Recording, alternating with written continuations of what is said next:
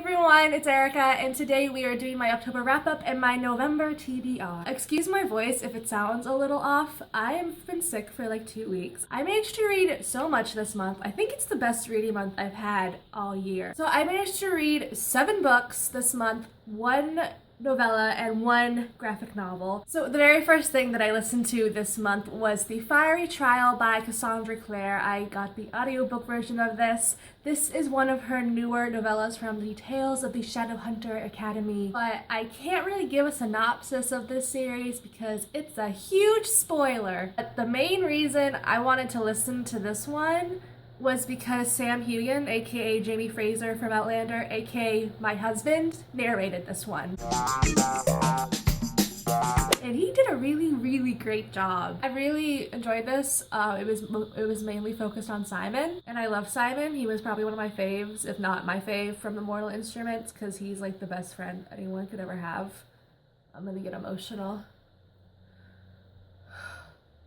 But yeah, I gave it 4 out of 5 stars. Really enjoyable. My husband did a really great job narrating it. I can't complain. So this month, as much as I read new favorites, I also read my least favorite book of the whole year, I think. This book is The Scorch Trials by James Dashner. I don't even know where to start to talk about this book. I just can't stand the characters. I don't connect with any of them. And the ones that I remember liking from the first book, like Minho, I really liked him in the first book. I felt like he was an asshole in the second book. I felt like everyone was an asshole in this book. And that's so hard to read. Like, I'm all for anti-heroes and for villains and stuff. This was just a bunch of frickin' teenagers being awful to each other. I'm sorry, I know people really love the series. I know Hannah really loves this series, but I can't do it anymore. I just can't even. I managed to finish it because the plot was pretty interesting and I really wanted to see what they did in the book versus the movie because the movie was way different than the book. But yeah, I gave this 2.5 out of 5 stars because I did manage to finish it. I'm glad I never have to talk about it again. So the next 3 books that I'm going to talk about, I'm not going to go super in-depth about because I did a video where I did 3 mini reviews on all of them, so I will link that down below for you guys to watch if you want to hear more of my thoughts. The first one I reviewed was Carry On by Rainbow Rowell. This is her newest release and it's a YA fantasy. It's her first fantasy novel and it was so wonderful and everything that you could imagine from a Rainbow Rowell book and more. The next book I reviewed was You by Caroline Kepnes. This is a psychological thriller and it's about a stalker and you actually read from his perspective. I think if you like Gone Girl and Girl on the Train and kind of books like that, you will really like this book. And the last book that I reviewed in that video was Queen of Shadows by Sarah J. Maas. This is the 4th book in the Throne of Glass series and it was my favorite by far. I know people had some problems with this one. It wasn't their favorites. They didn't like the characterization and stuff like that. But I really enjoyed it. I think Selena has come really far in all of these books and I am just so excited for the next 2 because my emotions are gonna be everywhere. I gave all 3 of those books 5 out of 5 stars. They're some of my new favorites this year by far. And if you want to hear more of my thoughts, go watch the goddamn review video. So the last book that I read this month that I was so happy that I actually managed to read because I didn't think I was going to have enough time was The Diviners by Libba Bray. This is a supernatural murder mystery thriller thing set in 1920s New York City. We follow a huge cast of characters, but our main character that we follow the most is Evie O'Neill. She has just come to New York City to live with her uncle. Her uncle runs a creepy crawlies paranormal occult museum and they get involved in the investigation of a serial killer that has started killing again in New York City. That's all I'll say about the plot. It was really gripping though. I will say that the first kind of 100 to 200 pages are kind of slow just because you're getting introduced to everybody. But Libba Bray's writing is so atmospheric and really immersive and I just felt like I was literally transported back to the 1920s. And she really utilized that time period, I felt like. It wasn't just like the 1920s that had, the speakeasies and the liquor and all the flappers. She talked about the heavier issues that were going on there. She talked about segregation and racism and you know, there were class issues, there were political issues. She did so much research for this book, and it showed. I felt like I was learning while I was reading this, which I did not expect. This book really blew my mind. It was also so much scarier than I thought it was gonna be. Maybe I'm a wimp, but I'm a night reader, so I was reading it at like midnight and beyond, you know, before I go to bed, because who sleeps normal hours? Not me. Since I was reading it on my Kindle, I usually just read in the dark because, you know, why put on a light bulb when your screen lights up? I had to turn the lights on though when I was reading this book because I thought Naughty John was gonna come get me. Oh my god, it freaked me out so bad. I'm really, really excited to read the sequel, Layer of Dreams, which just came out. I'm gonna have to get my hands on it, but I really, really liked this book. And I gave The Diviners 4.5 out of 5 stars. So after The Diviners, that was the end of my like planned November TBR. So I started just picking up things that called to me. And the first thing that called to me was The Young Elites by Marie Lu. This is a young adult fantasy novel. And in this novel, the world that we were in had a widespread kind of flu epidemic go through it. And some of the children ended up with abilities. And we follow a girl who discovers that she has these abilities and goes on a big journey from there where she meets up with other malfectos, as they're called, and they are in a group called the Young Elites. This book is very dark, and it's known for that, and it has very dark characters.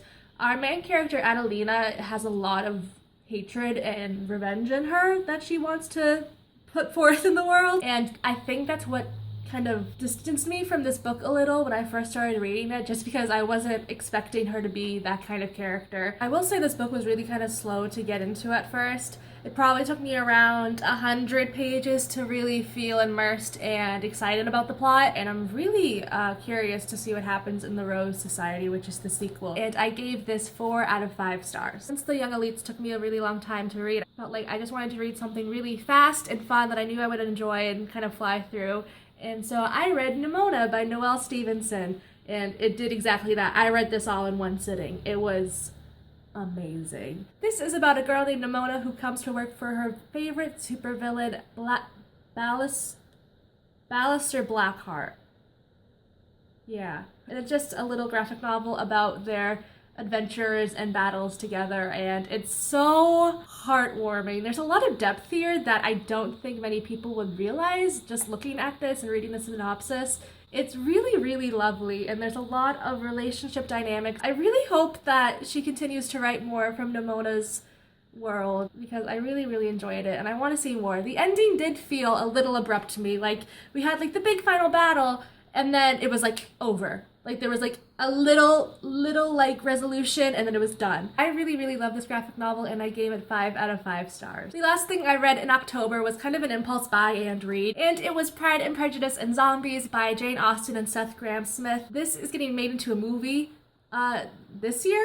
Either the end of this year or next year, whatever. The trailer looked really, really fun and really campy and kind of making fun of zombie movies and Pride and Prejudice all in one, and the book was kind of the same exact thing. It is literally what the title says. It's Pride and Prejudice and zombies. You get the entire story of Pride and Prejudice, and then there's just zombies thrown in. The original story that Jane Austen wrote does get changed a little bit just because of the zombie thing.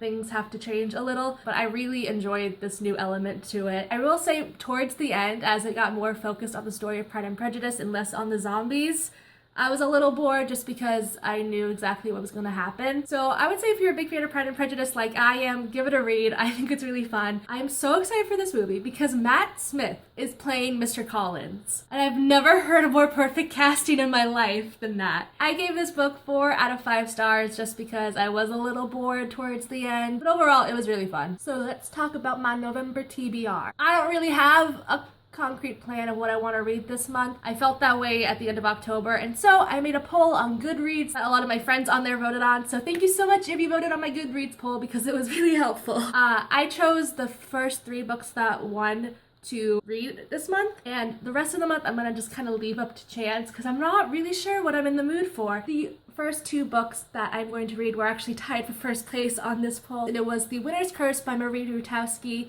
and All the Light We Cannot See by Anthony Doerr. The Winter's Curse is a YA fantasy novel. I know people really, really love this series and the romance, and I love romance, so I'm really excited to read it. All the Light We Cannot See is, I know, like a heart-wrenching novel about World War II and like a blind girl and a Nazi youth, and I'm probably gonna cry. I know I really wanted to read it in the fall or winter, and no, it looks like it's gonna happen. So I'm kind of glad that I don't have a bunch of other books on my TBR, because this book is rather large, but a lot of people voted for this one, so I expect it to be pretty good. Third place on my Goodreads poll was The Titan's Curse by Rick Riordan. This is the third book in the Percy Jackson and the Olympian series, and as you see, I already started reading it.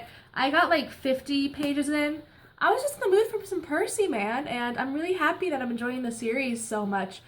This book already started off like a lot quicker than the other ones did. Like, a lot's already happened. This is already really fun and fast-paced, and I'm really excited to read the third book in the series, and hopefully maybe I can finish the series before the end of the year, and then next year I can read The Heroes of Olympus. Woohoo! Which would be really exciting because I want to read that series so bad. And that's the only stuff I have planned for November so far. I'm really just gonna go off on my mood and see what happens. But if you guys have any books that you think I like need to read this month, please tell me in the comments below and maybe I'll read it. So that is it from me today. Thank you guys so much for watching. Tell me what you guys read in October and what you're going to read in November. We just made a new Twitter for our channel, so follow us at AsymptoteBooks. We have our Goodreads and Instagrams always linked down below, and I made a new Tumblr so you can follow me there. And I think that's all for now, so I will see you guys next time. Bye!